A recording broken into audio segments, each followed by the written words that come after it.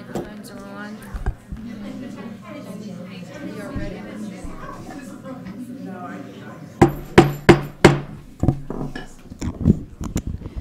Good evening, everyone. Nice to see so many people here. It is Tuesday, October 24th, 2017. It's 6 p.m. We are in the Commission chambers, and I call this City Commission regular meeting to order. Present are Commissioner Hanks, Commissioner McDowell, Mayor Yates, Commissioner Carasone, Commissioner Luke, and City Clerk Atkins, Deputy Clerk Ito, City Attorney Slayton, and Assistant City Manager Schultz. Also, we have Police Chief Vespia. If you would, please make sure that you put your phones on silent. Would appreciate that. And if you are able, would you please stand with us for the Pledge of Allegiance?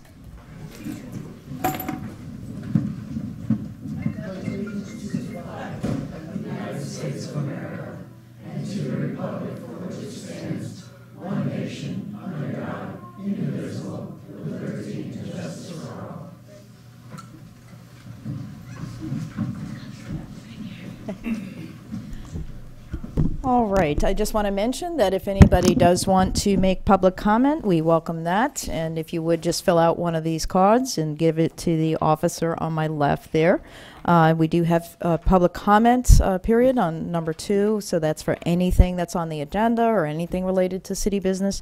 If you want to be called up on the item when it comes up, please make sure you put the number of the item on there, and we'll call you up when we address the item.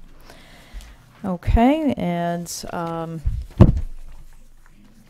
Mr. Schultz, you had a couple of things that you wanted. Yes, thank you, Mayor. I have a couple of items. First, we've had a request, I believe you say the name Hoogland, from the Relay of Life, asking that if we could move that item up. She has another meeting to attend to. I think it's a kickoff meeting. So she's made that request. Also, staff is requesting that item 6G regarding the purchase of ambulances be pulled at this time. We will be bringing it back at a later date. All right. So,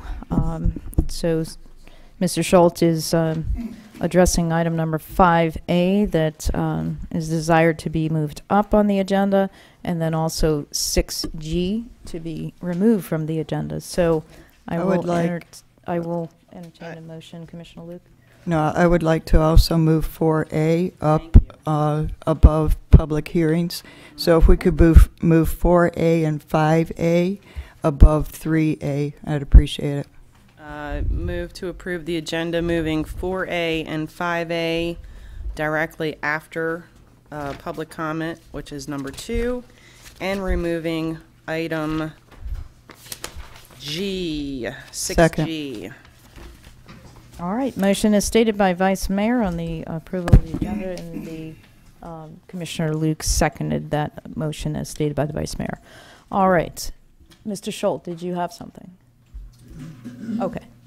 You're light. I'm sorry. All right. Seeing no other discussion, please vote. And that is approved, 5-0. Okay, very good. Item number 1, announcements. City Clerk. Thank you.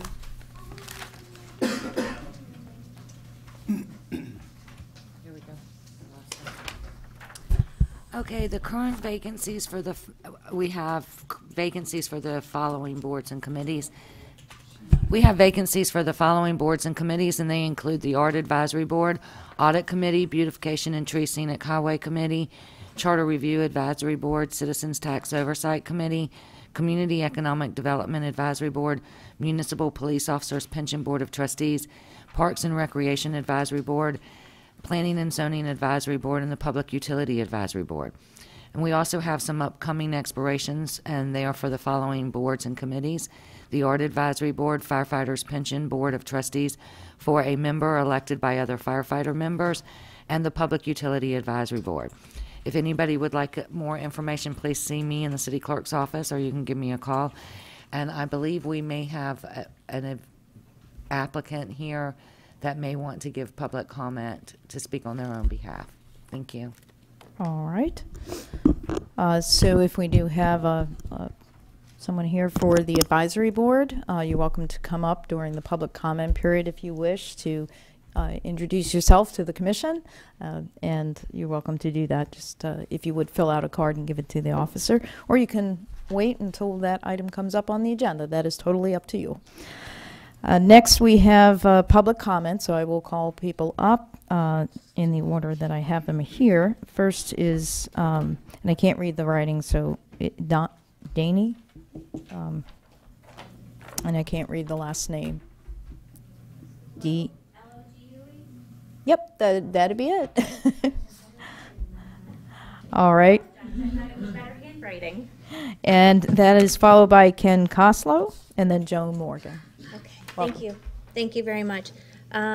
Yes, my name is Danny Logue, and I am a new citizen here, I guess, in the last couple of years, so this is new to me, and so I appreciate your time, and thank you for this opportunity. I also wanted to thank Mr. Lear, who I understand isn't here this evening, for getting back to me very quickly this afternoon when I was asking about mosquito spraying, and I do understand that this isn't a city matter, that this is a county matter, but I thought that perhaps based on some information that I gathered today, that perhaps the commission may write a letter to the commissioners asking for some additional information.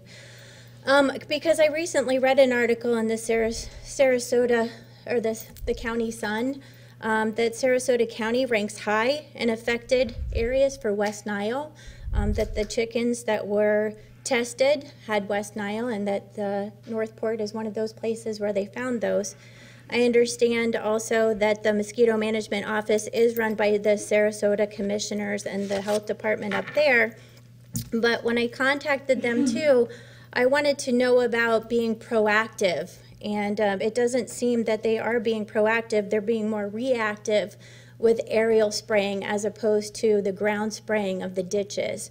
The larvicide would be a lot better for the environment because you're getting rid of the larva with a water-based chemical that doesn't affect other things as much as the aerial spraying that's been happening. I understand that there was one just in September, and when they do the aerial spraying, they use a chemical called diabrom that affects all animals, not just the adult mosquitoes. What's happening is everything's being affected. We're talking about our pollinators, the bees, the dragonflies, the bats, the birds, and even our amphibian populations are being affected by this chemical. So that being said, it's my understanding that there is one person who does this for the over 104 square miles of Northport, and I'm wondering if perhaps that Sarasota couldn't give us one more person to do more ground spraying as opposed to, like I said, being reactive with the aerial spraying. So I just am asking the commission if they could possibly write a letter and say, hey, listen, is there an opportunity for us to get more people down here doing ground spraying, as I would much rather be proactive with this, and when they do that spraying, I'm being affected, you're being affected, our animals are being affected, not just the animals in the wild, but also our pets. So I have some more research to do myself, but like I said, I came about this today and I thought, oh, look, they're having a meeting tonight, I'll just bring it up. So you'll see me again, and I do want to thank you again for your time. Excellent. Thank you and welcome. Thank you. Appreciate the comments. Okay, Ken Koslow.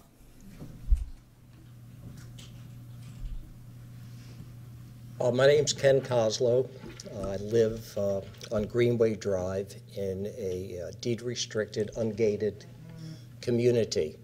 I'm coming late to this conversation regarding vehicles being allowed to be parked on driveways and on lawns and in backyards. I moved down here 7 years ago, and I did some due diligence. I had looked at census reports about the number of the different communities and a number of states that I wanted to move to. And I had a friend, a husband and wife that lived here, and I came down here. I didn't see a whole lot of Northport, but I visited the old Y at that time and fell in with some folks. I worked out a couple times there, and they told me about this community of 34 homes off of Sumter, and it was lovely, and I ended up buying the house. And I moved down about 5 or 6 months later. I also ended up it was 2010, and we had our national census. So I joined the census for 7 months. I was one of the longer serving. And the reason that I had joined was I wanted to learn a little bit more about the physical nature of our community. And I was unpleasantly surprised because I got to see all of Northport, every part of it, not every block, but every section of Northport, to see the lack of pride in home ownership in terms of what I could see outside the homes. Fairly high percentage. Lawns weren't maintained, numerous cars, boats, junkers. The other thing, if they had carports, things were stored there in boxes. And the boxes had, over time, for the most part, this is no generalization, no broad brush of generalization, had rotted. And it was just filthy. And I started thinking also about, over the last couple of years, you've wanted a hospital to come here. You had an individual, and maybe it's filled now again, where you're looking to bring businesses into this community. If I own a business, and say I have 15 employees, small operation, and the offer is made to come here, I'm going to check this town out. I'm going to drive around because I might be able to live in Venice or Punta Gorda in one of the gated communities, but my employees, so they don't have a long drive, I hope they're going to live in this town. And you drive around here, sometimes it's not very pleasant. You want a hospital come here? You actually think the doctors outside of gated communities are going to live in this community? If you actually vote and you allow undiscriminate numbers of vehicles on the cars, you don't start cleaning up carports, take more pride in our community. Take as much pride as most of us take in our homes. Thank you very much. Thank you. Thank you. Joan Morgan. And Mr. Oliveri, if you would like to come up now, you're more than welcome to, unless you want to wait through and sit through the meeting. Hi, Joan Morgan, Northport. I just wanted to thank all the unsung heroes that help with the Halloween at Northport City Hall. I mean, year after year after year, you come up with unbelievable stuff, and it's all the city workers that put in their time and effort after hours and, you know, go home and probably work on creative things and that, but it's amazing. And I really don't think the majority of the city gets to see that, which is kind of sad. About 4,000 youngsters get to see it, that's for sure, and it's going to be one wild mess, not a mess, it's going to be one wild happy time come Friday. But anyway, all those workers that take such pride and have worked so hard all these years, and they just don't give up the enthusiasm, and every year they come up with something new, different, and really creative, and it's amazing to see. And it's nice to work with, and it's good that we have, and I'm glad to work with the high school kids and that help with it, because they really get a sense of pride for their city, and that's kind of a good thing also. Also want to thank the whole commission, and especially Vanessa Carasone for all the work she's been doing on the Holly's Hope project. Sadly, it is extremely needed. And last night we had the first support meeting, and Linda Yates came and just did a phenomenal job at the right place at the right time with the right person, and it was great. And all of you have been to at least one or several of the meetings, and we want to appreciate that. And sadly, we need to put it out there to the community because we really need to help people that need help in this community. Also, hope you're moving on the pool, okay? I haven't forgotten that. There's a lot of things on my mind, but I will not forget that pool's coming along, so we hope we get at it. You know, thank you very much, and thank all the people who work for City Hall, because they're the ones that put in so much time and effort, and the creativity of some of your workers is amazing. Thank you, and thank you for No what you do. second floor.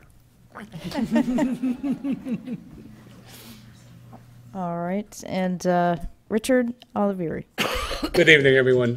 Richard Oliveri, 2196 McSwain Street.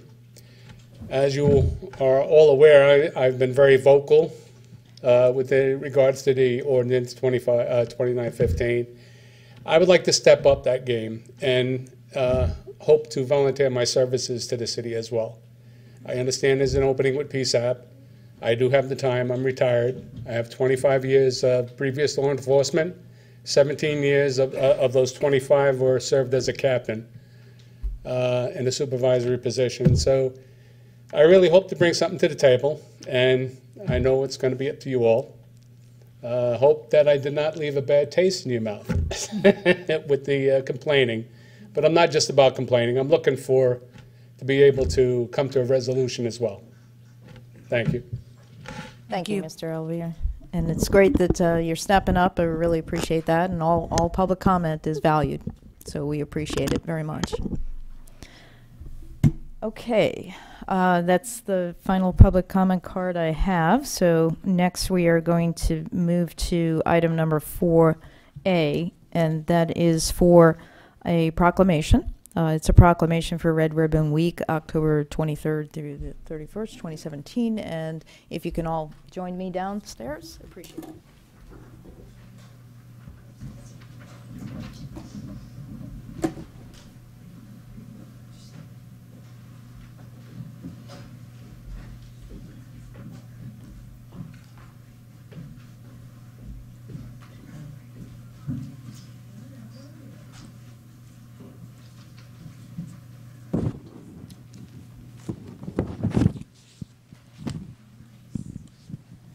All right.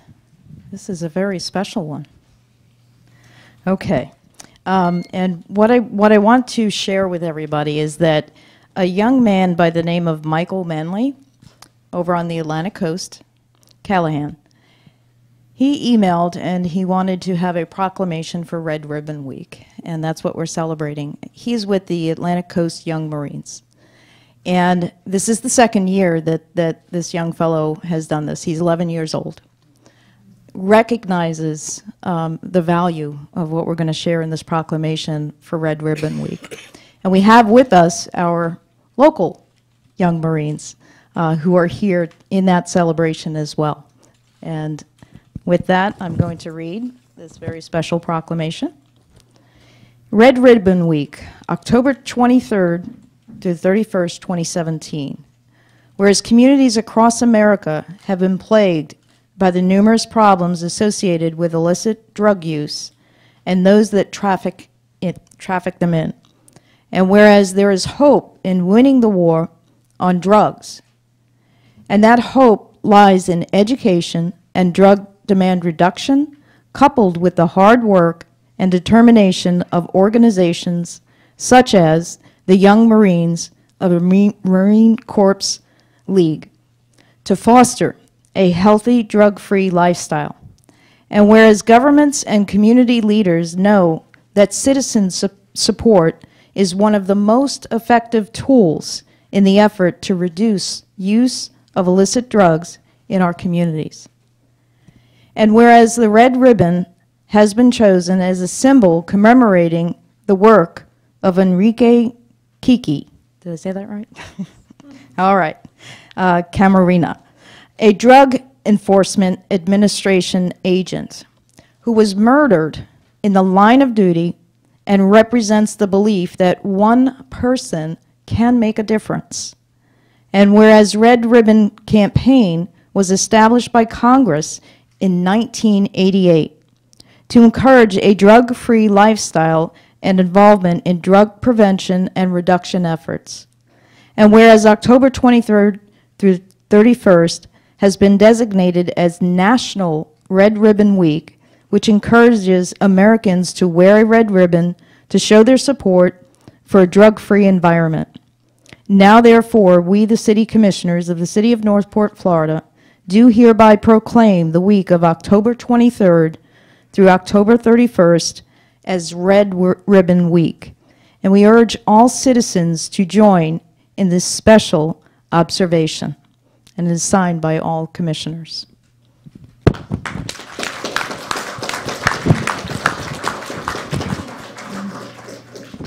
And I'm going to hand the mic over to any of you that would like to say anything. All right, come on over. The Young Marines at Imagine School started about 3 years ago, and we started off with about 12 children. Our program has grown from 12 to over 80 youngsters that are in the program. It teaches them life skills, skills that they should get at home, but most don't.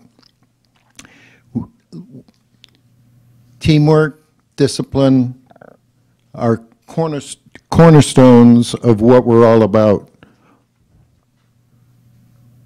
These young Marines represent the best of the best. We are part of Delta Battalion, a battalion of young Marines, about 5 different units here in Southwest Florida, from Tampa down to Naples, and we have the best unit.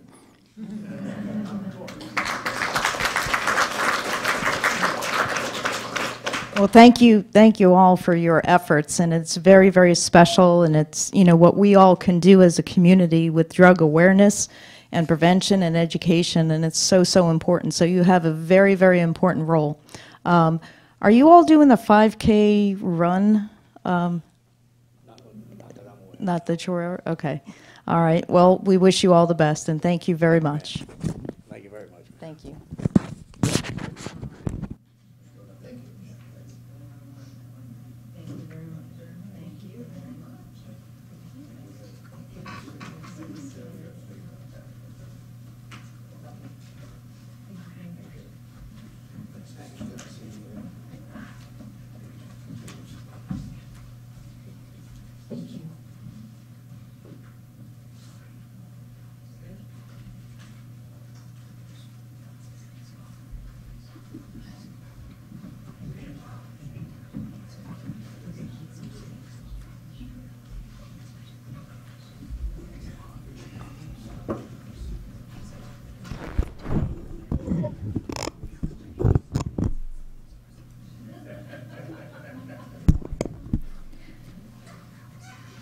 Okay. Moving on to item number 5A. And this item is for the discussion and possible action to award funds from the Special Event Assistance Program to the American Cancer Society Relay for Life, Northport, in the amount of $370 to cover the cost of renting the City Center Green and garbage and recycling fees for the April 7th, 2018 Northport Relay for Life event. Mr. Schultz. I really don't know what else I can say. I think that explains it all. But Sherry Willett is available to answer any questions you may have. All right. Commissioners, do we have questions? Commissioner McDowell. I know that, I think it was June or July, we asked for the special events program to be brought forth to commission to review and revamp if necessary, and I was just wondering when might that be coming? Just checking. Can you answer that? We were not during. I don't have a date. I'll have to check with the city manager. Yes. Can you let us know? I certainly will. Thank you. Just also want to double check this $370 that does not include the deposit. They will still be required to make the deposit? That is correct. The deposit is refundable if there is no damage or anything like that. So we're making the assumption that there's going to be refunded. But Relay for Life is paying the deposit? That is correct. Thank you. We already have it. We've already paid it. Oh, okay. Okay. And we do have some folks here representing the Relay for Life, so I don't know if there's any comment that you would like to share.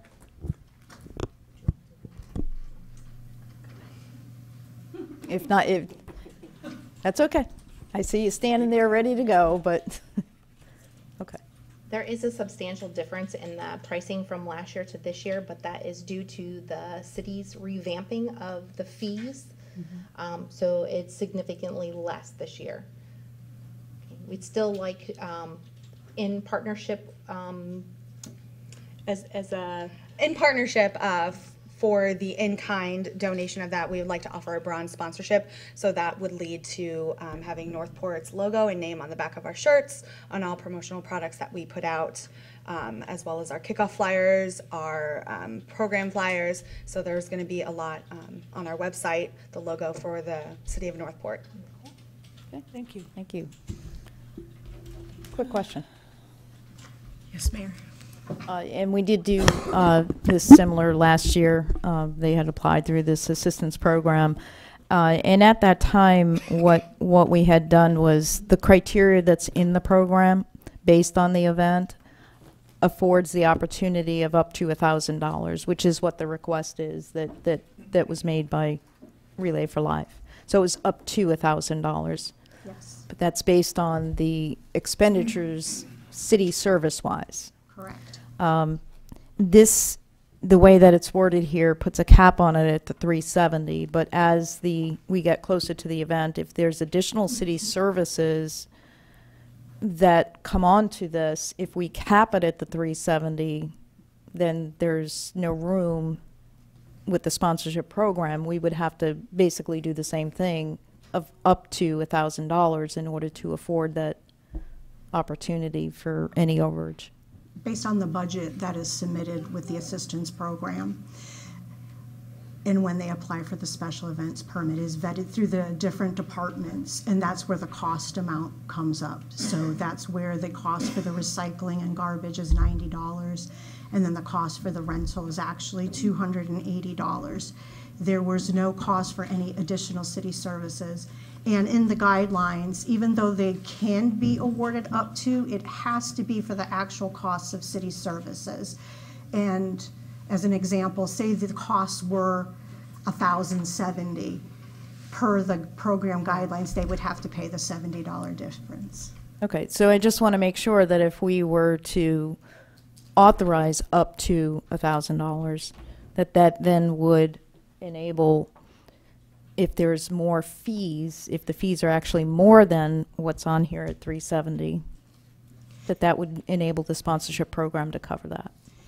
It could, depending, but we would have to have an invoice from Right. the department. So if we could Exactly. substantiate that, then yes. But I don't have that. Based so on actual services that provided. is correct, Mayor. Okay. Commissioner McDowell. If they've already checked with all the departments, what other fees would there be? Well, I don't know. it depends. I mean, I don't know what other things they may foresee. I'm just, I don't even know Why what don't the we ask total them? is. We can ask them. There should be no other fees. Yeah, I didn't. Okay. Anything else would be outside of city services, and that is something that we are covering through ACS, the American Cancer Society. So everything that is within the application is the 370 is what we're asking for. It's actually 380. According to the What's that? receipt on the one page, it's really 380, $380. According to the receipt that Yes. from Parks and Rec. So I think there was a typo. No, if I may, the 380 included the $100 deposit that was not paid at the time, so the actual cost is $280, plus the $90 for recycling and garbage brings the total to $370. Okay. Our receipt showed the two. The receipt did not reflect the deposit paid because it wasn't paid at the time, and I received an email from Parks and Rec yesterday that it was paid. So if they revised the receipt, it would have the total amount due for Parks and Rec is $280. And then the $100 deposit will be given back to the applicant after the event, provided there's no damages.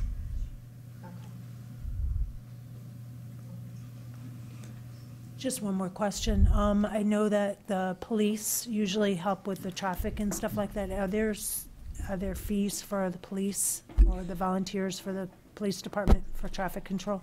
When the application was submitted for the special event permit itself, it was vetted through police. Police did not indicate any costs or any officers on site. I do not know if the applicant had some other, I don't know if the applicant's going to use the Explorers. Volunteer servicing. Volunteers, Oh, okay. All right, so there's no expected other fees associated with this? Correct. Awesome, thank you. Okay, very good. Entertain a motion? I'll move to approve the special event assistant program SAP 17-171 application to pay the expenses. Well, I don't want to put a number on there because if there is a problem with the receipt, then I don't want it to come back and say, oh, we made a mistake, it's $380. So just the amount of the application in totality. Second. Okay, so I have a motion by Vice Mayor to approve the special event assistant program for the application for the American Cancer Society Relay for Life, up to the amount of the city services. Of the application in totality is what I said. That would be Which would be, $1,000. nope, which would be the services, what was applied for. The application is $1,000. That's why I'm trying to clarify. The application was requesting $1,000.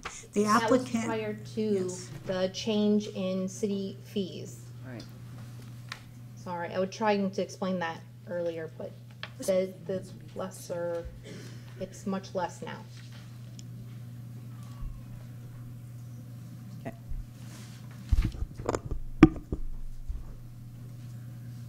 So the motion is by the Vice Mayor to approve the special event assistant program to the American Cancer Society for the Relay for Life for the amount in the application. And that is seconded by Commissioner Luke. Vice Mayor.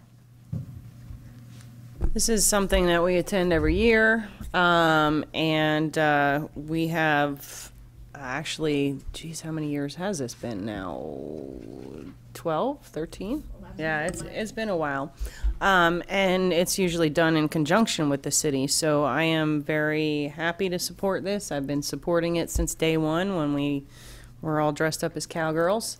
And I can't wait for this year to see what we bring about. So thank you very much for all you guys do, because I know it's a lot of hard work to put this event on, so. And it's a lot of fun, too. Are you going to have it on the green again this year? Awesome. You guys did such a good job last year. Looking forward to it again this year. Thank you. City Clerk.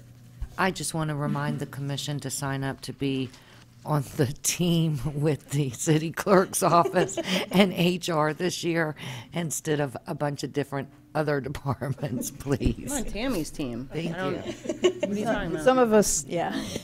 I was with Patsy don't have to be last a year. whole We lot did a more. great job with that duct tape and paper.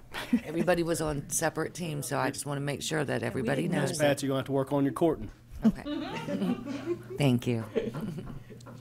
All right. Yeah, this is a great event. It worked out well on the green, and glad that we have this program that, you know, we can encourage events here in the city of Northport. That's exactly what it's for, and glad to see that it's working. So, all right. Seeing no other discussion, please vote. And that is approved 5-0. All right. Thank you. Thank you so Commissioner. much. Thank you. Thank you. Okay. And now we are going back to item number 3A. This is for ordinance number 2017-31. This is second reading, repealing the City of Northport Administrative Code, Chapter 54, solicitation. City Clerk, would you please read by title only? Yes, ma'am, thank you. Ordinance number 2017-31, an ordinance of the City of Northport, Florida, repealing City of Northport Administrative Code, Chapter 54, solicitation in its entirety, providing for conflicts, providing for severability, and providing for an effective date. Thank you. Thank you, City Clerk. City Attorney or City, Mr. Schultz? Which one? Who wants it? I'll take it. Again, I think we're doing good on our titles because I think it clearly states that this is the second reading of the repeal of the solicitation out of the Administrative Code. There was a little discussion on this at the first reading in October. However, you did approve to second reading, so if there's any other questions you may have about the repeal of it, we'll see what we can do for answers. Anybody have any questions?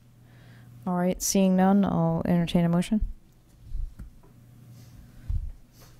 Make a motion to approve ordinance number 2017-31 in its entirety. Motion by Commissioner McDowell to approve ordinance 2017-31, seconded by Vice Mayor. Commissioner McDowell? Nothing. Thank you. Vice Mayor? I think Okay. we nailed this one to a coffin.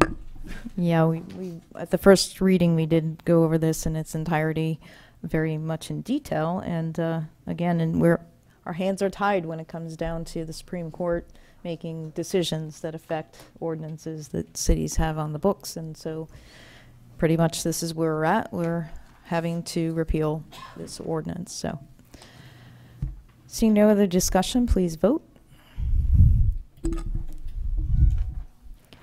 And that is approved 5-0.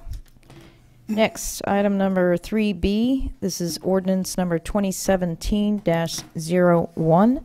And this is a first reading. I need a motion to read by title only. So moved. Second.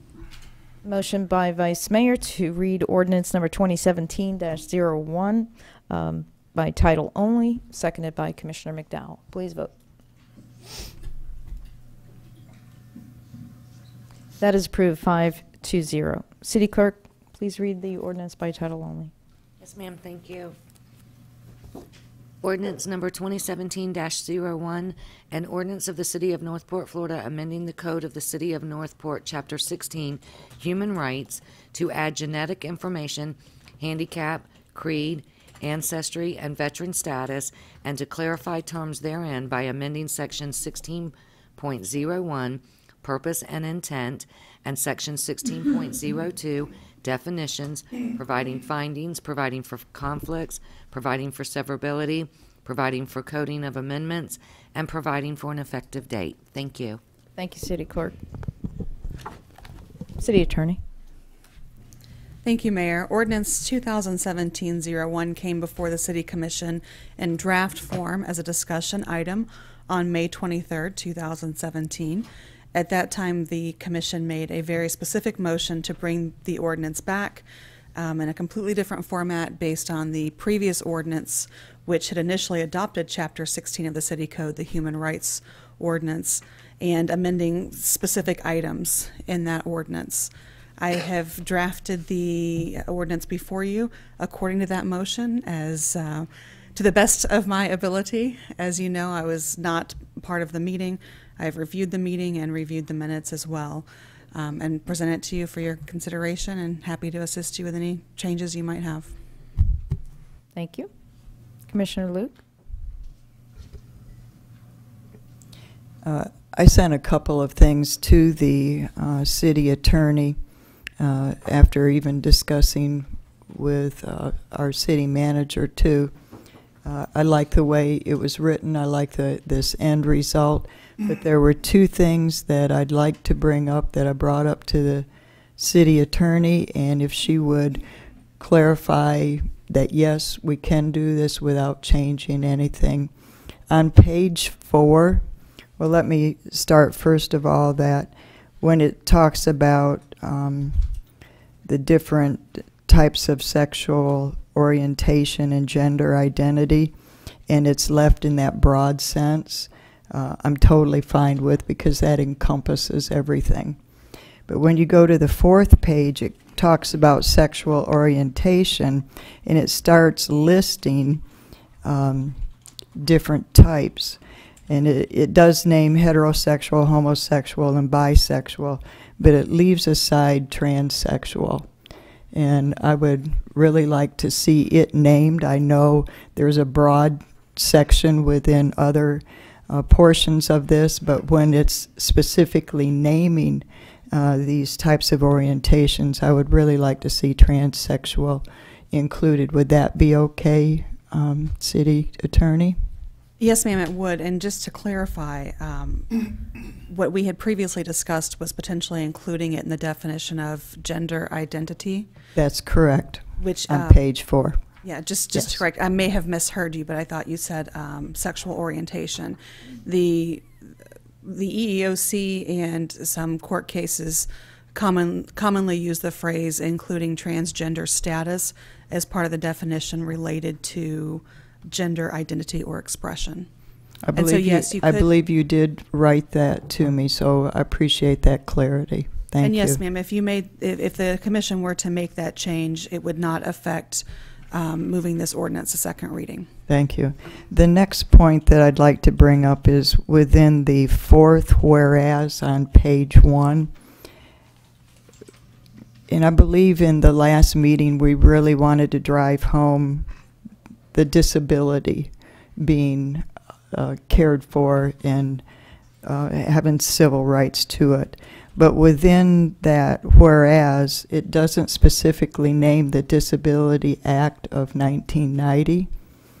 It names other civil rights acts, but it doesn't state specifically the Disability Act. And I would like to see that one added too. I know there's a clause there that kind of opens it up to everything, but because we specifically wanted to make sure these were addressed, I'd like to see that act actually included into it. Would that be acceptable also?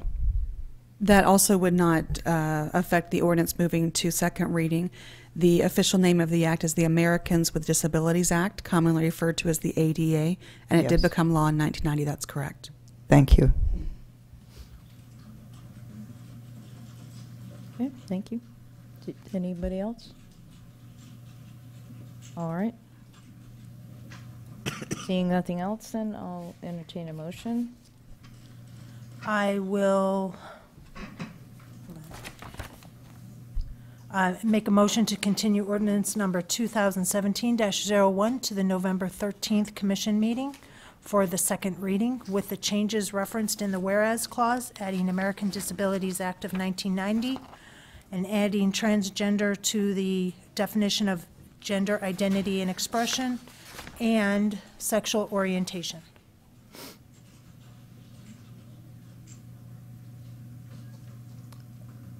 Do I have a? I'll second, and then we can go ahead and discuss. Could you reword? One second. So we have the motion as stated by Commissioner McDowell, seconded by Commissioner Luke. Commissioner McDowell, did you have anything? No, Okay. I just am really glad to see this coming to a close and that we are adding the things that are necessary that were missing from the first time around back in 2015. So thank you very much for entertaining this, everyone. Okay. And Commissioner Luke? As City Attorney, can you give the wording of the transsexual or transgender phrase that you had? Yes, ma'am. The phrase would be including transgender status. That term transgender status is what we commonly see in the legal realm. And that would be to appropriately place with gender identity, which is different than sexual orientation. Transgender is not a sexual orientation matter by definition. Okay. Does that clarify the motion? Well, what we would need is an amendment to the motion to address that. I'll make an amendment to remove transgender from the sexual orientation definition. Second. Okay. I thought you wanted it in there, Commissioner. Sorry for the misunderstanding. Okay. No problem. All right. Seeing any comments on the amendment, then it's to take off from the sexual. And word it the way that she has it under that section. Okay, so let's Thank vote you. on the amendment.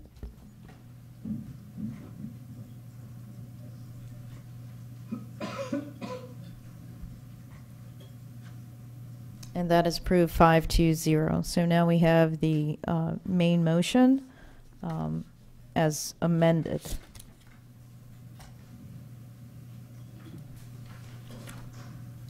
And that is approved 5-0. Okay. Thank you. Thank you. Thank you, Good. everybody. Thank you. Like you said, it addresses what was missing, and good job, City Attorney. Thank you, City Attorney. All right, next. We are on to item, let's see, we already did 4A, 5A, so we're up to 5B, and this is for the appointment of one member of the Planning and Zoning Advisory Board. City Clerk? Yes, ma'am, thank you. Commissioners, we have a vacancy on the Planning and Zoning Advisory Board. We received 2 applications. I'm sorry, can you hear me now? Mm-hmm. Thank you.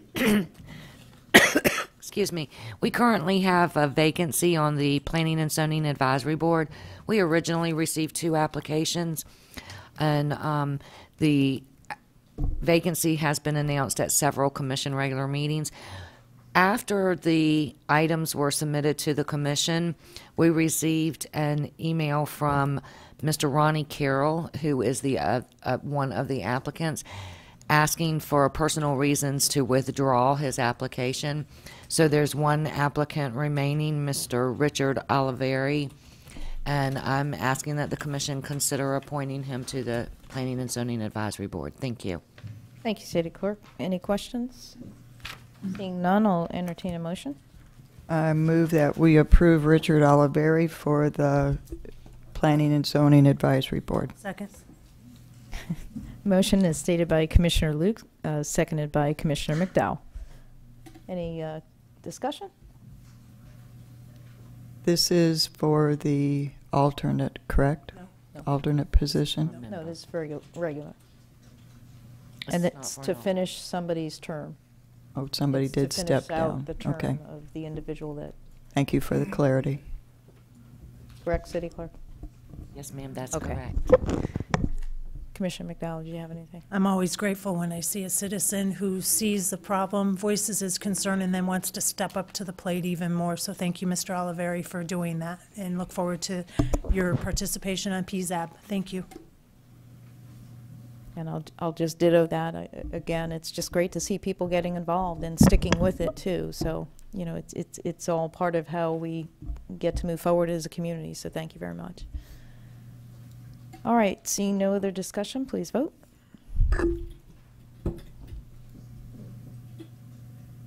And that is approved 5-0. Welcome. Thank you, commissioners. Okay. Item number 5C, tentative hold for meeting dates. Commissioner McDowell, you put this on the agenda, so I sure did. it's all yours. Not to beat a dead horse, and I know we've had discussion about meetings and stuff. This is a little bit different. We are regularly asking staff and our city clerk to add a meeting or add a workshop. And it seems that we started out gung-ho and ready to go, and because of everybody's schedules, it's kind of waned. And I was thinking that maybe a way to work through this would be to have a hold place card in everybody's calendar, whether that be the 4th Friday of the month, maybe the 2nd Monday of the month. And if we need it, the staff and city clerk has that placeholder already there, so we're not waiting months and months to try and get a meeting scheduled to move business forward in a little bit more of an expedited manner. So I'm hoping that we can come up with some dates or think that this is a good idea. Otherwise, we're just going to be waiting 6 months to hold meetings on specific items. And I just thought this might be a good workaround. Commissioner Luke? And they had it in the past for the last Friday of the month for a scheduled workshop, and if it's not needed, everybody gets an email saying, you're not needed. So that way then you can do whatever you wanted to do, play hooky. Commissioner Luke?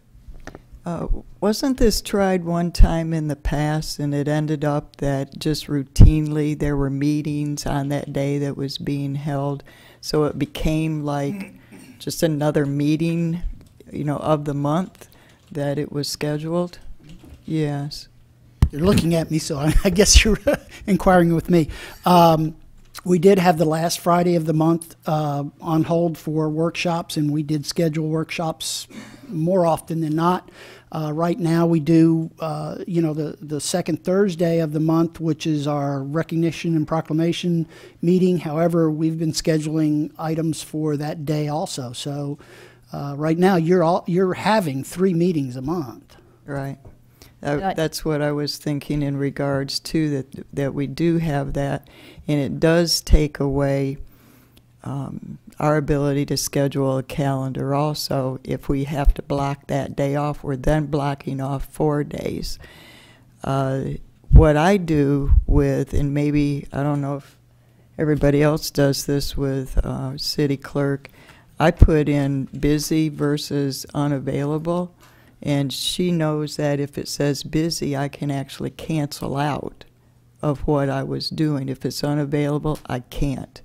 But if it's just busy, it's a meeting that I can get out of.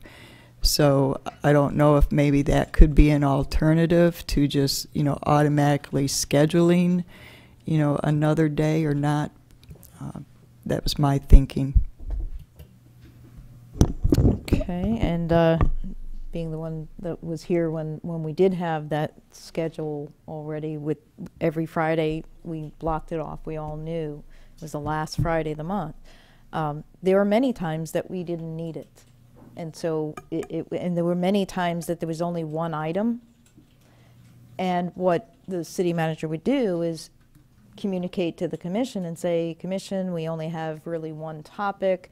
Do you want to put that to the next, the next month, or possibly add it to a different special meeting? So it worked very well, and I think there was less challenges with trying to find dates for all 5 of us, to have a meeting, workshop, or whatever. So I can tell you from experience that we had that, and it worked very well. And we weren't just having meetings just to have meetings. And we weren't having meetings, like I said, many times when there was only one item, unless it was an item that was going to take all day.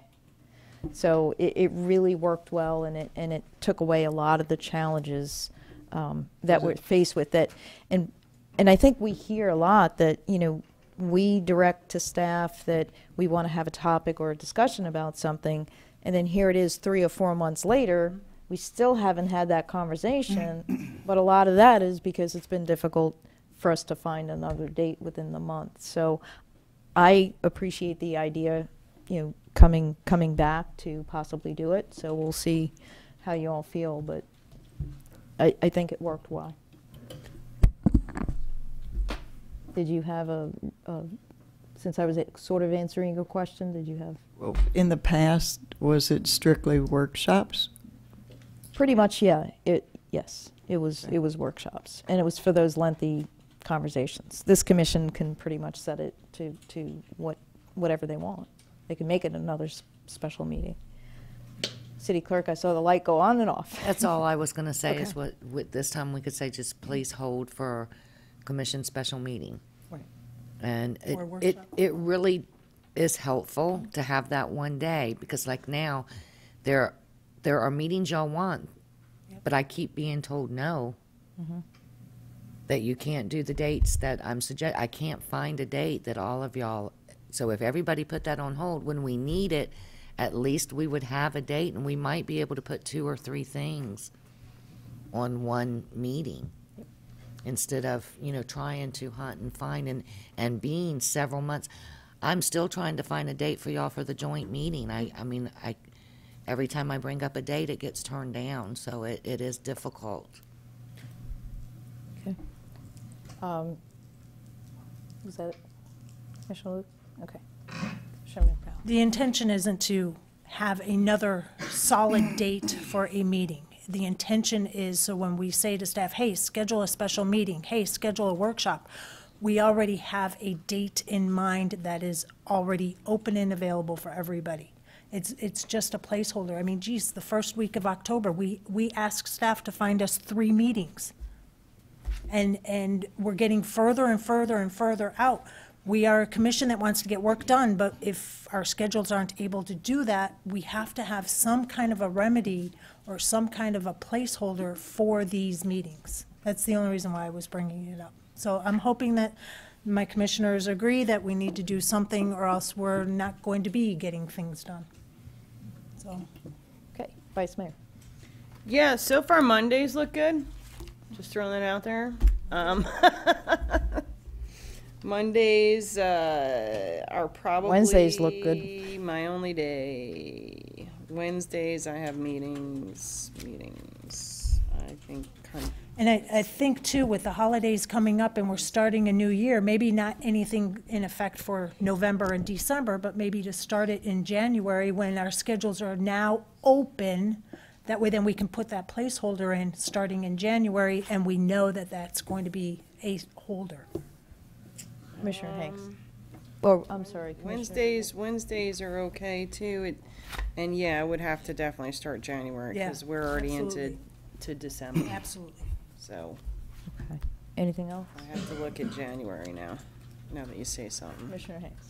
Yeah, It's a different you calendar. know, this was brought up before, and I mentioned this, and a couple called me sexist for it, not up here, but out there. You know, and you know, we're just gonna have to relax on it because, you know, in speaking with my wife loves me, and I love her too. You know, Well, and thank God. maybe I'll get in trouble whenever I get home. We'll see, but you know, her purse is only so big. And she's always saying, I need more room for my purse. So she goes and she gets a bigger purse. And we're not a couple months longer. And she says, my purse is too small again. And this is what I'm afraid we're running into. Now, this is the part that probably makes me sexist. See, I'm a man. I have this right here. This is all I carry around. And if it doesn't fit in there, I only fit the things that are important, super duper important. And I think the reason why we keep running into this is a lot of it has to do with our inefficiency. You know, when we're spending hours and hours and hours and hours and hours and hours and hours and hours on meetings, that's inefficient. I mean, there's not much that we do up here, honestly, that I see that shouldn't take more than 3 to 4 hours max when you have 2 weeks to prepare and to go through things and do all that concerning these meetings. So because of that, I would venture to say, no, I'm not acceptable to it. We can either fit it in, or if we have special session where we need to do something, then we can find it. But I think we are just making meetings to make meetings. And I wouldn't be for it. I think I think the less a legislative body is together, the better for the people. I honestly believe that, because when we're together all the time, well, then we have to justify our time together. And the way we do that is through regulations. Regulation. And so I'm not of that mindset. I think we need to be a lot more efficient than what we have. We've gotten so much better. But I wouldn't be for it. But, I mean, it sounds like that more people are willing to. So, but I'm just putting my 2 cents out there that fit in here. All right. Now, was that? Oh, sorry. Okay. All right. So, somebody want to make a motion? I'll try it. I don't know what we're motioning, Well, unless it's a Really need to go consensus. down the line and find out, determine what day works best for everyone. Kind of take a poll. If we had to have one once a month, what would be the best day for you? Last Monday of the month, last Friday of the month, last Wednesday of the month, and then just go down and then. I'll leave it this way. I am very flexible. I know that I have a meeting on a Wednesday, I think it's the first Wednesday every other month. So it's kind of flexible. Fridays and Mondays seem the best. And Commissioner Hanks, I'd love to know how you get information about these meetings for 2 weeks to prepare when I only get it for 4. 4 days. 4 days. I mean, you know, I have been known to Hollywood. Okay, well, I'm glad we clarified that, because if you're getting it for 2 weeks and I'm getting it for 4, staff, I got to have a meeting with you. I like that. I guess I'm my not point good on was we Fridays, have so time. I can't do We anything on have time to Friday. research. We have time to get with staff. That's my point for the efficiency.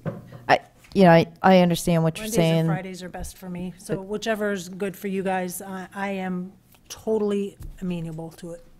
It's more about volume. We're a city of 67,000 people That's right. now. A lot of development going on. We have a lot of issues that do take sometimes themselves as public hearing couple hours. So it's the type of things that I think we're doing. So we can give it a try. It's just a placeholder, and I'm amenable to that. About the Mondays last are Monday not, of the month? Mondays are not good for you? It depends on which Monday you're going to do. Is it the last Monday? Is it the, reminder that the third, what's on the agenda item, Thursday? I just picked dates Right. to give you an idea what I was looking for, not like the 15th of the month, because then you wind up on a Saturday. Right. That's why I was just showing just some examples. It's not meant as, those are the dates, no. Mondays are tough because of other board meetings or other types of We meetings have on is Mondays. MPO on Mondays. What are the other ones? I couldn't tell you. I mean, it would have to be a Monday or Friday, but without going to my office and getting my full calendar, I couldn't tell you which Monday or Friday during the month. So to stick a complete day within this right now, I don't have the ability to. But if you want to state that we're going to have a consensus of placeholding for workshops for one day a month, I don't mind doing that, but I can't articulate the specific day right now. Looks like we have had several meetings on the first Monday of the month. We've already set several special meetings where we've been having them on the first Monday of the month. So I'll be honest with you, for me, like whether we meet on a Tuesday at 1 p.m. or we meet on a Tuesday at 4 p.m. or we meet on a Thursday at 1 p.m., I set aside the whole day. I'm good for all 3 of those days, and we can come in earlier during those days. Yeah, but then by the time you get to the commission meeting at 6 p.m., everybody... Okay, so in an interest of moving this sucker along, I will make a motion to set aside the first Monday of the month to hold a special meeting or workshop, and starting in January 2018. I'll second that. That was excellent. Thank Nice you. and concise. It's been to the point. Motion is stated by Vice Mayor, seconded by Commissioner McDowell. Okay, so Commissioner Hanks. Well, I'm only going to say no to it, only because I don't know, because I'm sitting right here. But obviously, the further out it is, the more fluid I am to be able to set things aside. Yeah. Okay. I have a feeling it's going to pass. Well, I mean, I have to ditto what he said. I already articulated that I would have to look at my calendar because it involves my personal meetings also. So I would have to look at my personal, to really stamp it solid. Okay. City Clerk. Could I just say one thing?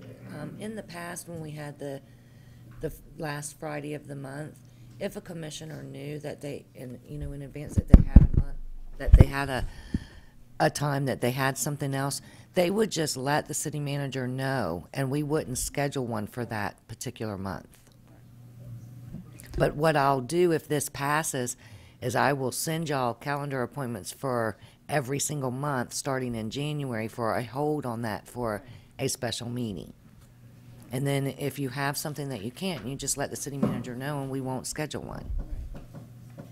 Thank you. And it doesn't mean that if That we there can't has to be schedule one that month, that we don't still have a necessity to make something happen the next month, or, it's not going to get us out of all of it, but it's going to help. Because the first Monday in January of 2018 is New Year's Day.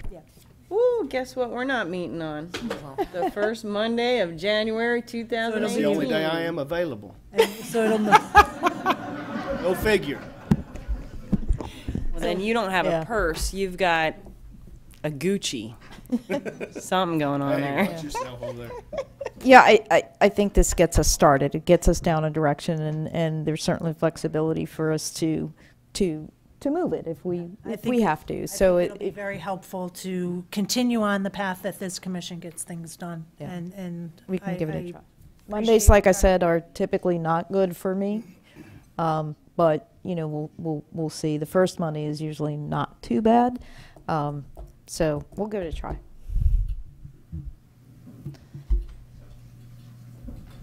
And thank you, commissioners, for the discussion.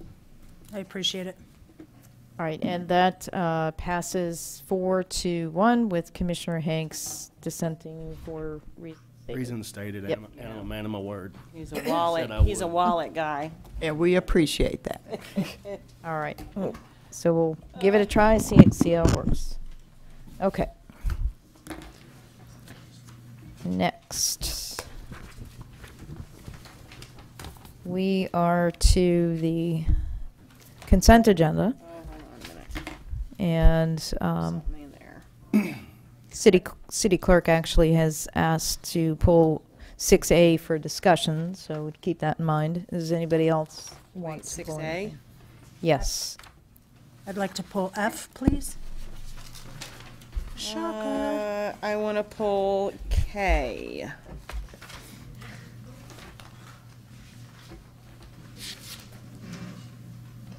Okay, so far we have A, F, and K. Anybody else?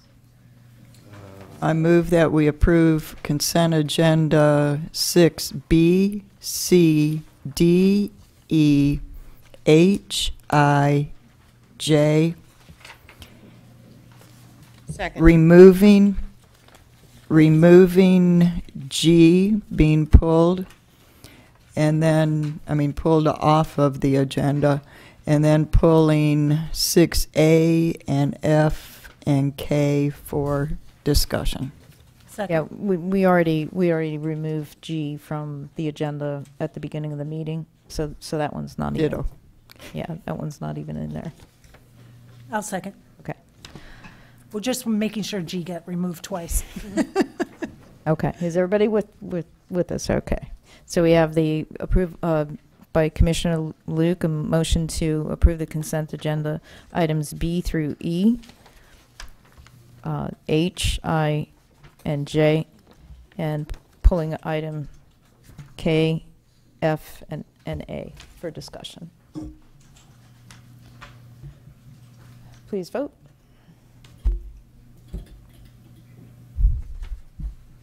All right, and that passes 5-0.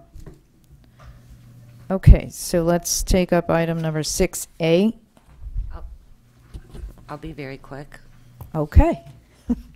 If you'll notice on the agenda, the minutes are listed out, and if you notice the attachments, there's an extra one. And I would just ask that the commission do one of two things: either make a motion to approve the minutes including the September 21st, 2017 Commission Special Meeting Budget Hearing minutes, or if you don't want to do that, just make a motion to approve the other minutes and we'll place the September ones on the next meeting. We did include them in the backup. It just fell off The title. the title. On the page, okay. And also the minutes as amended. Have been amended. Small changes too. The September what? The last set, the September 21st budget hearing minutes. To add that. To- But also the other minutes have been. Have been amended. I'll make a motion if everybody's ready. I'll make a motion to approve the minutes as stated in the agenda, including 9/21's minutes in the backup as amended. Second. Okay, and the amendments to all of the minutes, As amended. not just the As amended. 9/21. Okay. Right. Well, as amended for all of them, I guess. For all of them, right? Right. Okay. All right, so motion by Commissioner McDowell to approve the minutes, including the 9/21/17 set of minutes, and as well as all the minutes as amended. Seconded by Commissioner Luke. Any discussion? No. Seeing none, please vote. And that is approved 5-0. Thank you. Thank you. All right. Next, item number 6F. And this, I have no questions, even though I pulled it. I'm just going to Okay. wait for comments. all right. And this is item number F, utilizing the State of Florida Department of Management Services motor vehicles contract to purchase the 2018 vehicles from Garber Ford Inc. and Garber Ford Pontiac GMC truck. Mr. Schultz.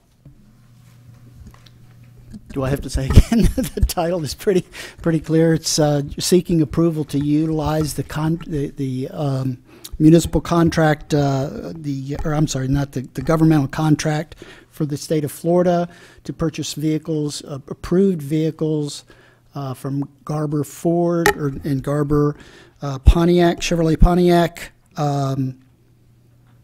for the budgeted amounts. Okay. Any questions? Seeing none? Oh, Commissioner McDowell, you had a question? No. Okay. Ready for a motion. Move to approve the consent agenda item F. Second. Motion by Vice Mayor to approve consent agenda item 6F, seconded by Commissioner Luke. Vice Mayor, you want to say anything? No. Commissioner Luke? Nothing. Commissioner McDowell? Broken record, yes.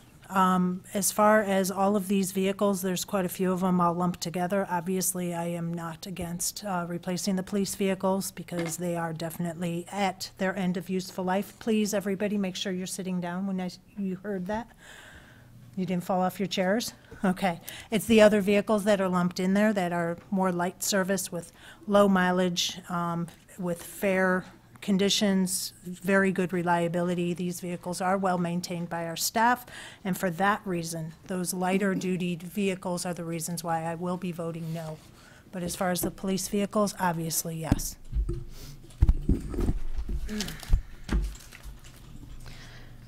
There's a lot of vehicles on this item, and again, spending a lot of time speaking with staff, went through things on here.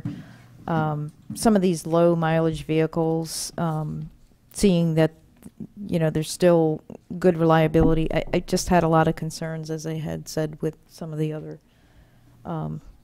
items that we have had today for approval of vehicles.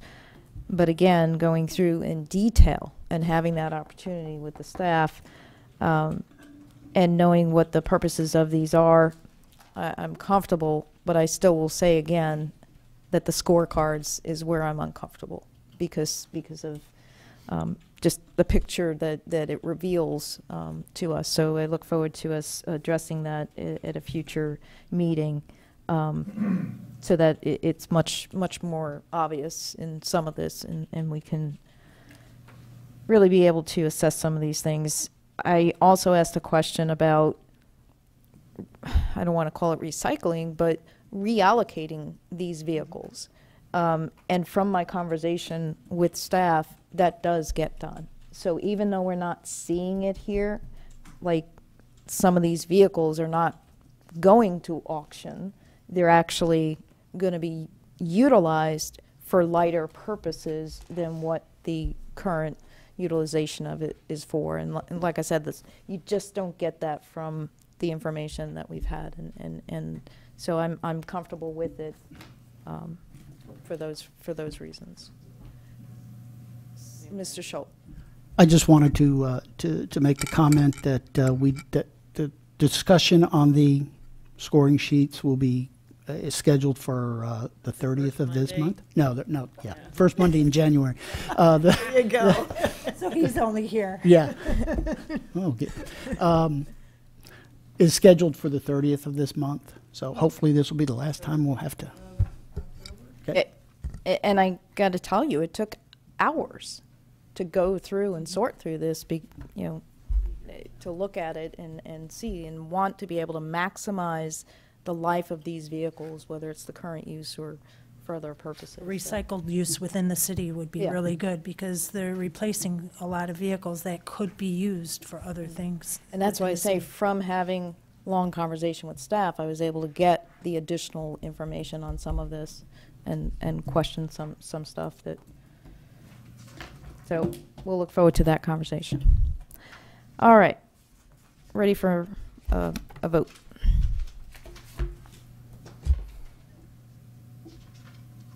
Waiting for the screen. There we go. And that is approved 4-1 with Commissioner McDowell dissenting for reasons stated. Okay. Next, we have item 6K. Do we have anyone here for Jewish Family and Children's Services of the Suncoast, Inc.? No. Well, that's a shame. Here's the reason why I pulled this. I have worked with social services and tried with several organizations to find a place for some homeless folks in emergency need situations. I am extremely disappointed in Family Haven. Extremely. But the one organization that stepped up to the plate, the one organization that is still stepping up to the plate, who has gone above and beyond, and I'm going to tell you right now, no matter what it takes, I will be there for this organization, is the Jewish Family Services. They have gone 1,000% for the people in the city of Northport. And I wanted to pull this so that I personally can thank them, because I can't tell you how hard it was to find people that would step up and help these families. And they did it, and they did it without having any qualms about it. And there's others in that building that we're helping support that didn't care at all. So I wanted that on the record, and I want Jewish Family Services to know how much they are respected and how much I, as an individual commissioner and as a resident of the city of Northport, appreciate them. Commissioner Luke? I can ditto that thought also. I've dealt for years with the interagency group over at our social services, and these guys are astounding. Their supply of money is great, and they hand it out. I mean, they even hand out money to our social service group. So I ditto her sentiment. Thank you, Jewish families. And I want to go further and say they've been in this little tiny box, a 10 by 10 area, where you can barely move, and you've got these families coming in with all these children, and this poor girl Mary is sitting there like literally Hunchback of Notre Dame style. And I am so grateful that she's going to finally have an office that fits her and the people she's serving, because this is a long time coming too. So I will be more than happy to approve the Family Service Center tenant lease agreement with Jewish Family and Children's Services, and if I had it my way, they would be free and everybody else would pay double. And I am happy to second They pay it. double, the others. All right. The motion is stated by the Vice Mayor, seconded by Commissioner Luke. And I know you gave some comments, but do you want to say anything else? Or No, again, I like the idea of giving them it free and then Family Haven paying double. Yeah. Yeah. Or three times. I'm not and sure I'll just yet. say ditto. They really do quite a bit, and They've been greatly incredible. greatly appreciated. All right. With that, please vote. Oh, sorry.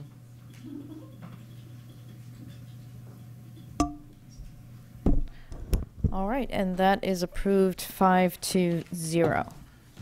And commissioners, I'm looking here to see if we have more stuff on the agenda, because this is a record. Yeah, this is absolutely a record. I would like to put on record I have time the rest of this evening if we want to throw anything else in. Instead of All setting right. aside other days. Yeah. So This is amazing, guys. Great job. Well- We're not even at 2 hours. yeah. You know, and I'll just, it depends upon the items really that's that you true, have to address, so. Yeah, this was a light one, and This was a lightweight we one. appreciate it. All right, so there's no other public comment, correct? We have no other cards? Just No, you're checking. Okay, we're good. Commission communications, I'll start with Commissioner Luke. I'll start out with some of the things that I attended. With the chamber, I went to their business after hours, which was at Sun Media, their lunch and learn. SimSoc, I have a couple of our city employees involved in that SimSoc and Leadership Northport, and it was a lot of fun. And I attended their net at noon. Outside of that, I went to visit Compassionate Care up in Venice, off of Jacaranda and I-75. It's the medical marijuana clinic, and looked at their office. It's just phenomenal what they do, and I'm hoping that we can have similar entities and businesses like that coming soon here. Attended a Holly's Hope group meeting, Little Salt Spring and Warm Mineral Spring Society. Attended one of those. You know, I want to piggyback on that medical marijuana thing. We were given, as a city, that flag for medical marijuana, and I've been kicking around what we might do with it, and it actually brings something else that I think has been talked about in the past, and that's a showcase down on ground floor, on first floor. It'd be great to do like what the police department did for theirs. I think they had the students over at the high school, and it only cost, you know, a few $100s to do it rather than purchasing one. And then it becomes a really community showcase because it's built by the students. We could have some type of open house, you know, to commemorate it. And we could stick that flag as well as other things within that showcase. So it's a thought that I wanted to bring forward during this time frame. Had a lot of fun with Commissioner McDowell serving lunch at Cranberry and the firefighters. Went to the community yard sale. I signed up for the archery class with our park and rec, and out of the 4 Saturdays I got to make one, but wow, was it a lot of fun. So I'm looking forward. I think they're doing it again in January. And then of course we had all sorts of fun with our mock commission meeting, and those kids, they were awesome.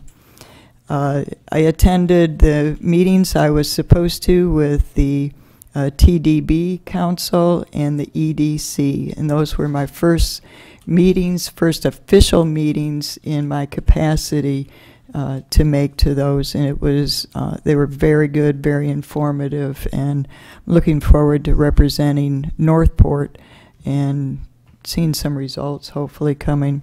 And then last but least, save the best for the last, that ribbon cutting for the Atlanta Braves. Thank you. Unless you want to discuss further that showcase. Vice Mayor.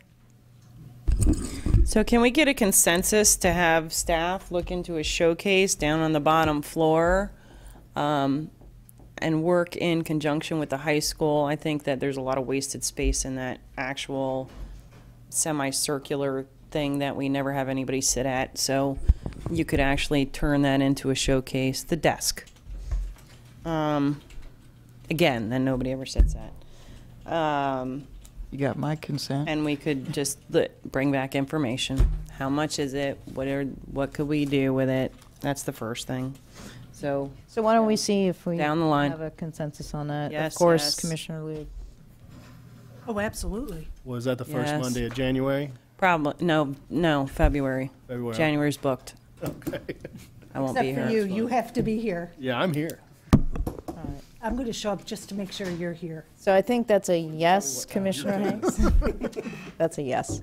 And I'm a yes. So, City Clerk, you have that. Yes, and ma'am. Thank you. Mr. Thank Schultz, you, guys. You'll bring back the information? Okay. All right. Thank you.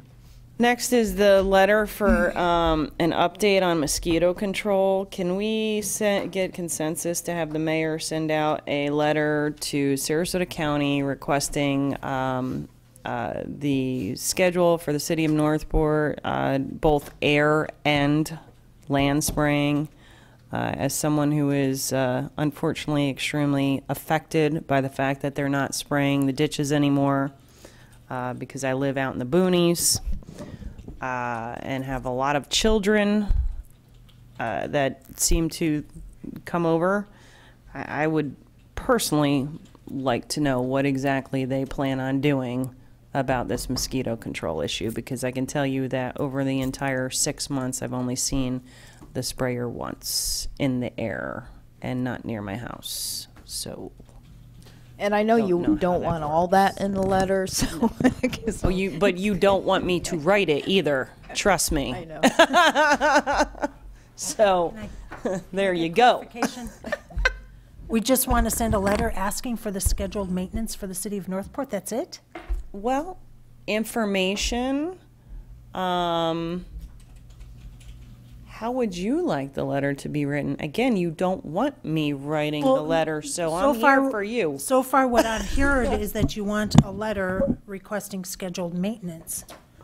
So that's very simple. I would like a letter that says that we pay X amount of dollars a year. You're asking for it. Here I know, you go. I'm just, We pay X amount of dollars a year, and that we would like to know the accountability for that X amount of dollars. And why is it that out of all of the square mileage with all of the canal system with the largest mass of water bodies that we do not have spraying? That's what I want to know. in the. In the canals in the or canal, our not from ditches? just the air. And why is it they're only utilizing and why is it that we are the largest city in I had to let her get Sarasota? it out. I had to let her I get it out. warned you. We are the largest session city for in her. Sarasota County, and we have one person allocated to this city? Are they crazy? That's what I want to know. Now, you can thank me for letting you say really what you wanted to say. and you got it. Okay. So, Was there a I was trying to consensus? keep Okay. my blood pressure down, and you did it. This was therapeutic for you, though, Vice Mayor.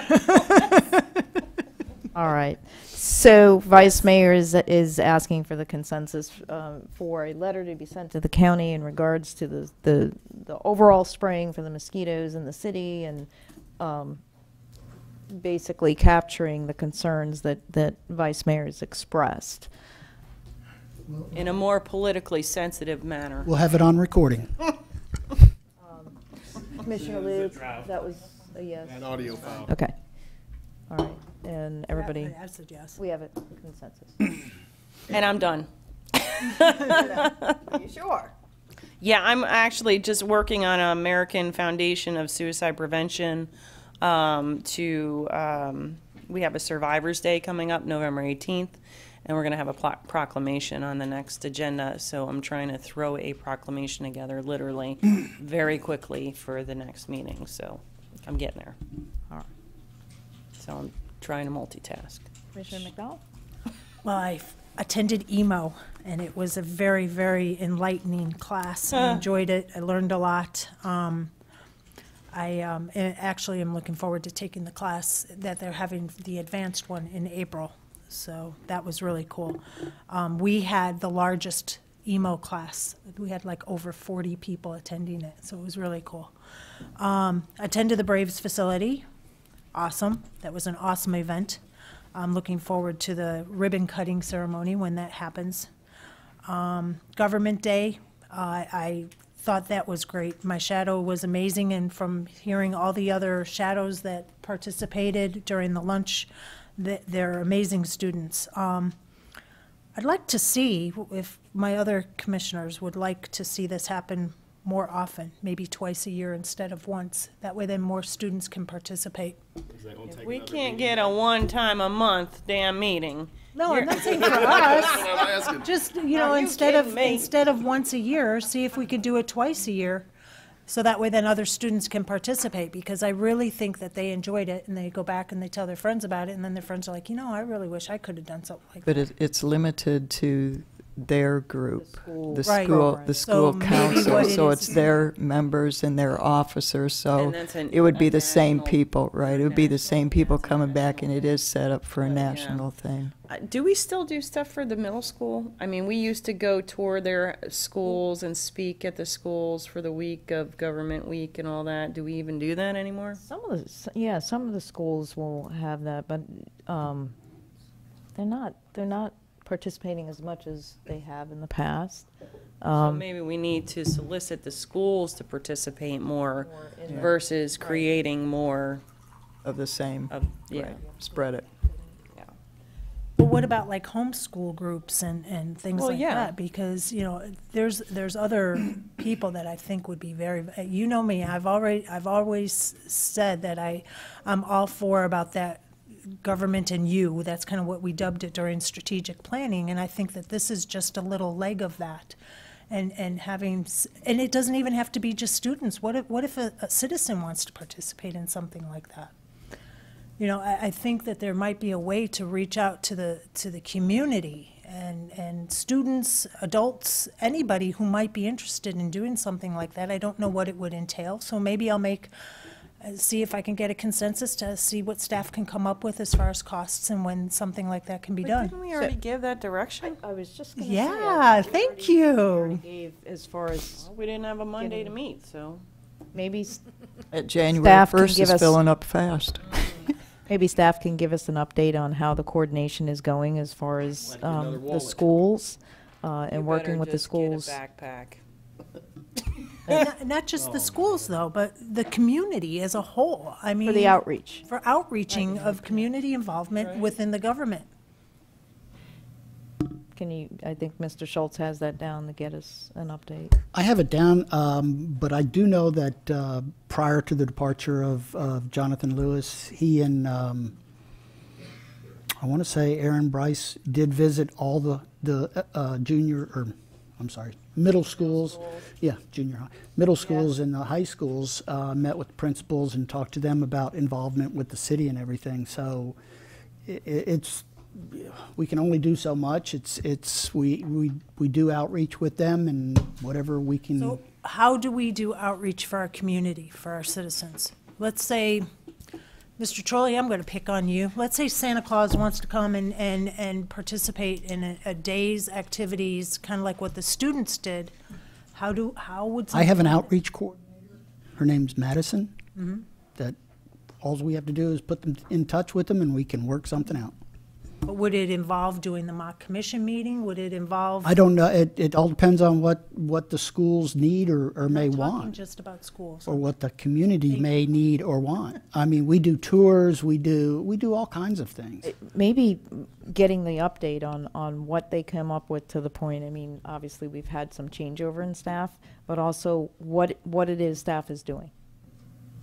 Right. You know, those programs and provide that in the update to us. And then we can have that conversation about our different ideas of what we might be able to, to initiate. Is that clear? I'm good. Yeah. Okay, thank you. So I really enjoyed the Government Day, and I definitely see that as just that little leg of, I had a discussion with the city attorney, and she requested, and we came to the consensus that we need to bring it up during this meeting about quasi-procedures. It was my understanding, and help me remember, that staff or the city attorney was going to come up with the procedures to follow for the quasi. We talked about it during the meeting procedures, and I kept asking, what about quasi? And they were going to be rewriting the quasi. To my knowledge, they were, and when we went through the kennel situation, I believe it was the first time they were implemented. And No, they're rewriting them, is my understanding, and that's what I Again? need to Well, get clarification on. And again, we had Yes. change in transition of Right, staff. so The let's- last we had left off was we worked on our commission procedures, which Mhm. actually we have 2 changes to that, I think, that are still pending. Okay. So we haven't gotten that ordinance back with incorporating those changes yet. And we also had said at that time to have the quasi ordinance come back, because it was conversation for another day, and research other communities' quasi judicial. Right. And we were to have a follow-up item. And former city attorney sent us the 3 other communities that had quasi procedures, but nothing else happened. Because the transition happened, I Okay. think, and it never came back as on one of our meetings to go over all of that. City attorney. Thanks, Mayor. Commissioner McDowell had asked about the status of this item, and so I looked into it extensively, and that's what I found as well. However, it was not clear either in watching the meeting or in the meeting minutes that there was any specific direction given about the bringing back the quasi-judicial procedures. So if that's something that the commission, wants to see come back, I guess we could we could handle it however you would want, Mayor and Commissioners, but I would need some direction on what you want to do and what you want to do differently. And Commissioner Luke, if I can just speak to your point, it's my understanding that the current quasi-judicial procedures were put into place in either 2015 or I think late 2015. They were not in place at the time that item you were speaking about. They weren't in place the first time it came through the process. Okay. That's what it was. But we have I been. was just coming on commission at that point in time because any of the other stuff I wasn't involved in. So thank you for the clarity. So we have been using them for about 2 years now. Okay. Thank you. So, kind of, We need to give probably the best direction thing to on- do is give direction. Yeah, for from- quasi procedures if we have the and those 2 expectation. meeting procedures. Yes, and thank you for mentioning that, the commission procedures. This was not something I had seen on the list before. I was not aware Yeah. there's anything outstanding here. So, as much context as you can give me, I would appreciate.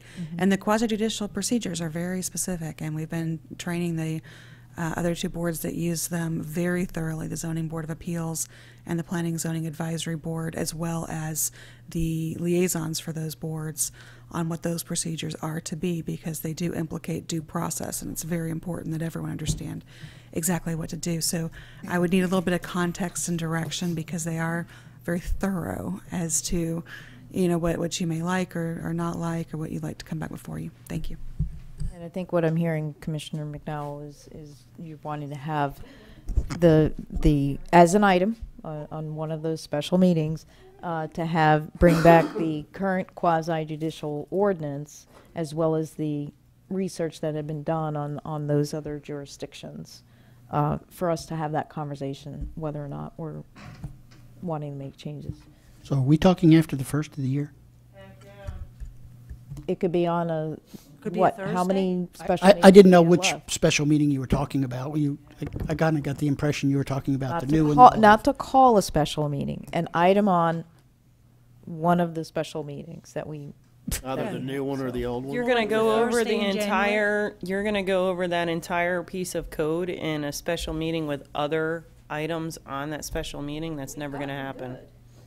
Not gonna happen. You think it needs to be its own Yep. for a full day? Quasi for a full on day? that? Really? You're gonna tear that thing apart. Okay. It's gonna be like roast beef on a Sunday afternoon. All right. Well, it I gets guess I'm added more to the- optimistic. Yeah. It's realist, that's all. This is reverse. I know. I didn't say nothing about you being optimistic. Don't look at me. I Well, was over here. I didn't say so. Are we good with just saying a special meeting? I mean, the staff can decide if we've got one coming up and there's hardly anything on it and it works and it fits. If not, then.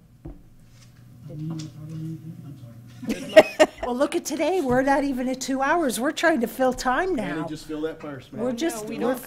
It's 7:39. We don't have to fill time. See, this is what we're trying to I'm joking. We really don't have to hear ourselves talk, I promise. It's not 11 o'clock. We might have to pick media and staff up from the floor if we get Yeah. out of here before 8. I just have one other thing, and that was lunch at Cranberry. Man, that was a blast. That was an absolute blast serving I want lunch. to clarify. So, City Clerk, you have a consensus on that other item? Yes, ma'am. Okay. Thank you. Got it. All right, we're good. And what else? That was it. Just lunch at Cranberry, man. That was fun. That's it? Okay, Commissioner Hanks. Yeah, I did lunch at Cranberry with the mayor. I didn't recognize her when I walked out in the room because she was wearing a mustache. But then my eyes were bugged out too. I didn't recognize him either. Yeah, we were wearing masks, but we had a great time. It was so much fun.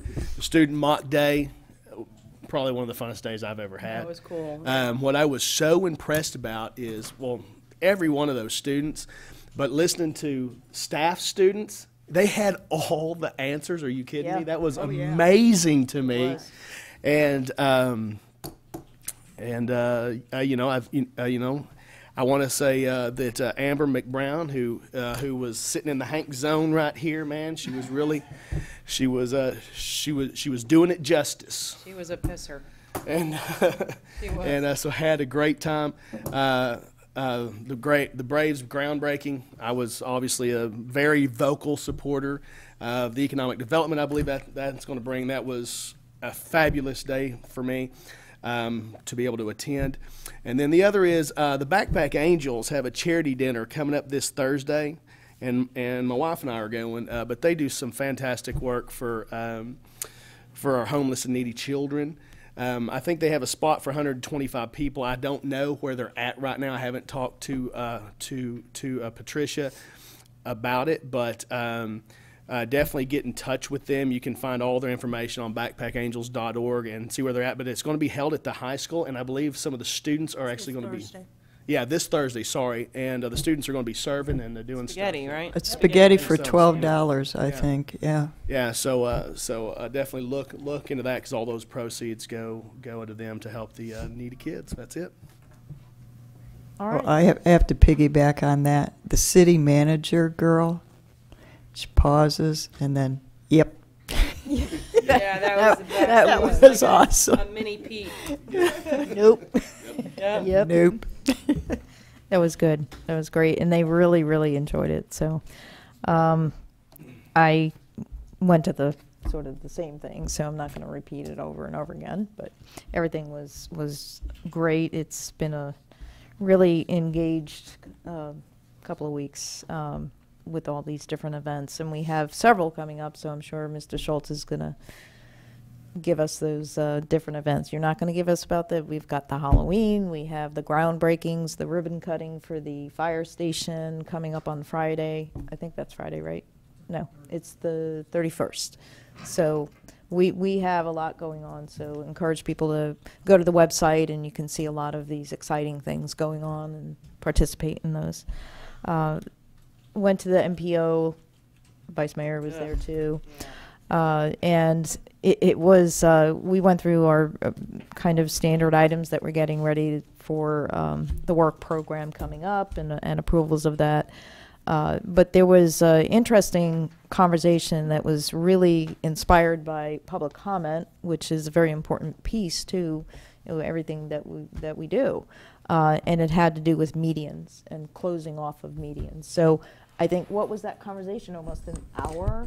Yeah, at least an hour. I know FDOT's kind of looking at me around like, oh, God. Because I said, look, I'm not a fan. That's all there is to it. So, and the challenge is, with the MPO, I mean, we get things and we get the work program, but there are so many things about the work program that the MPO doesn't have any control over. I was just going to say. It's in the work program. We don't have a regulatory but the ability. state, it's safety projects or things that, the state basically says, this is what we're doing.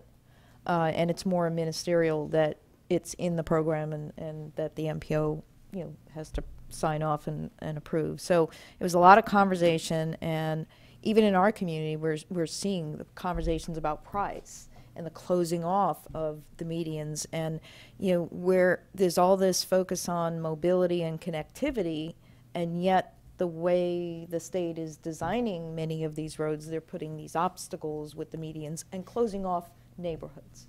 So it was a very interesting conversation and really inspired a lot of feedback to FDOT about rethinking these designs. So I thought that was just, really standing out from that meeting, what came out of that. And the citizens that showed up there and spoke about this, I really applaud them. and that's, you know, that's how it gets done, the public getting involved, coming in and giving the input. So kind of like the parking issue we're dealing with, that we're now as a commission, you know, wanting to put the pressure on and say, let's get it done. Let's find that solution. What else? I think that's pretty much it. But like I said, we've got a lot of exciting stuff coming up. Can I bring something up? Because there's been a lot of comments, especially Facebook and different things like that. But I think at some point, just about every commissioner has said from this dais that we can't communicate with each other, nor can we communicate on a Facebook posting or that where it opens for another commissioner to make comment. It's all due to the sunshine laws, and you know, so we have to transparency, public records, so we have to be very cautious. It's not that we want to avoid any discussions whatsoever, but there is a route that, you know, the public needs to go, and that's our emails or a phone call to us. Or our personal, or rather our independent Facebook page. Well, two of us don't have that. Well, that's and why I so, went like this. Okay. Because 3 of us skip. So you can definitely message us or get on our Facebook pages and write to us. And, but you can answer from that, but I can't jump on yours and answer. That's why I'm saying the best route. But it's not a good idea. No, it's not, because you'll get yourself slapped. Yeah, I do want to say though that understand this technology is very new. You know, and so no matter what we're doing, we're going to be pushing the envelope. And you know, I tend to push the envelope a little bit, as the city attorney might say, when it comes to this. But that being said, you know, some of us are more cautious than others. It doesn't mean that you can't communicate, but if someone's not, it doesn't mean the other one can't, or because someone is, it doesn't mean the other one has to, right? You know, some of us do have a private, or not private, a city page for communication. I do know that occasionally, you know, when you're seeing groups and you're tagged, and you'll just look to see if I see one of you guys post, I won't post. Right. You know. Same here. So, but yeah, it's, definitely. But it's not that we're trying to avoid it. I mean, if they reach out to us at commissioners at City of Northport, you know, .com, they can reach all of us, or individually. The first initial of our first name and then our last name. At the cityofnorthport.com, you know, gets to us. Phone calls get to us. So there's a way that they can reach us and communicate. Exactly. There's a way that they can reach us where we can have dialogue and do it transparently. If I remember correctly, I mean, we've even got public record requests coming in for Facebook postings. And to my knowledge, that is very costly. To retrieve. So there's no reason to retrieve it when you can go online and get it yourself. Right. But it's still being done, and what I'm being told is it is more costly, and so I mean, just reiterating that we're here for the people, we're here for the community, but we have to be careful, and please recognize that. And you know, I do want to reiterate too. Sorry. You know, like I said before the email, we get tons of emails. I know sometimes people say, well, not everybody responds. We have had some issues with our emails occasionally, but well, quite a bit. I was trying to be positive. But that being said, we all want to communicate, but we do get a ton of emails, and sometimes, and I'm just speaking for me, if you just say, hey, here's what I think, I'm not thinking you're looking for a reply.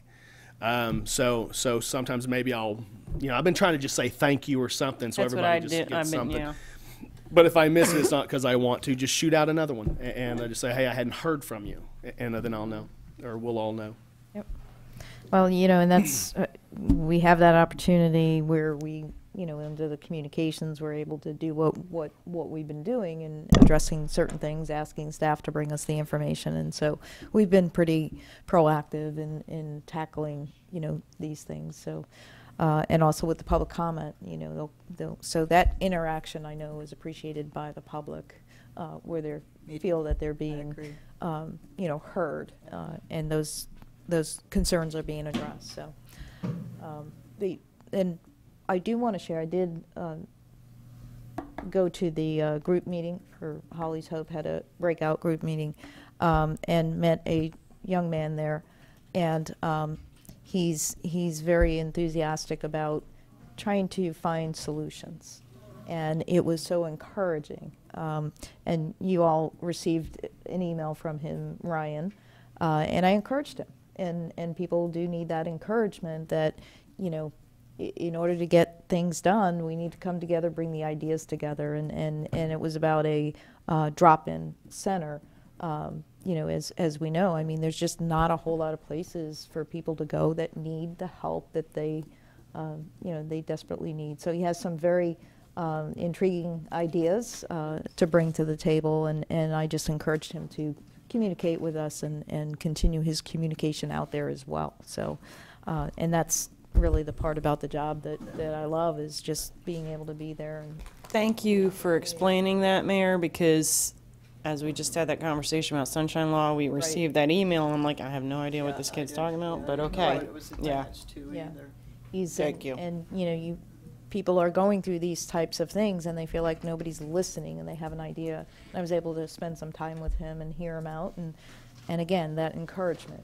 You know, share your ideas. So that's what that was about. Commissioner McDowell? I forgot I had this. The Environmental Advisory Board that I was forming, I have a very, very rough sample draft that has not been reviewed by legal or anybody else. Do you guys want me to bring that forward as an agenda item? To see if that's kind of what you guys are thinking about, this Environmental Advisory Board would encompass, or how would you guys like me to handle that? Because it's Add it to the special meeting. on January 1st. Sure, why not? No, I think we can piggyback onto something like that instead of actually coming to an So I'll agenda just item. add as an agenda item, A and then workshop, we'll have a yeah, discussion. so we can discuss. I don't think it's going to be a workshop. I think it's going to be maybe a half-hour discussion, if that. Yeah, but I mean, it is a discussion, so, yes. And it's a rough draft. It's a very rough draft. Right, and that's probably Okay. the best thing All to right. do is. Because I don't want to take staff's time or city attorney's time for something that I may be way off base on Right. what you guys are hoping it would include too. So, all right, I'll put it on for the One of January those- 1st meeting. One of the That's a special good meetings. time, because I won't be here. Hanks will be here. We'll let him. Oh, and- Chris has got a lot of stuff to handle. Yes, he does on that day. And by the way, just looking It'll at the get done, too. at the calendar here for the MPO, we got the new calendar, so I can tell you the first Monday of November is not going to work. So, so we'll be getting those dates January 1st. Exactly. next November, 2018. So I can already tell you that one's not going to work. So it, That one day. yeah. And there is a Transportation for Communities meeting that FDOT is doing. Well, no, it's not FDOT. It's the Transportation for America, and that's talking about all kinds of transportation issues. Thursday, November 2nd, 8 to 5 at the Robert L. Taylor Community Complex in Sarasota. So, anybody want to go? That's there. All right, City Attorney. Do you have anything? Okay. Mr. Schultz. Just one item, I misspoke earlier. We are not going to have that discussion on the vehicles on the 30th. You're going to have to wait 3 more days until November 2nd. Okay. That makes more sense. All right. That was it? That's City it. Clerk. No, ma'am. All right. I was going to say nope, but I just couldn't bring myself to do it. Okay. All right. Flashback. Did you have something, Vice Mayor? Okay, you're good? All right, and so we are under the 8 o'clock hour. So 2 hours. with that, 2 hours. seeing nothing else, we are adjourned. Good night, Dory. And this did not need to be.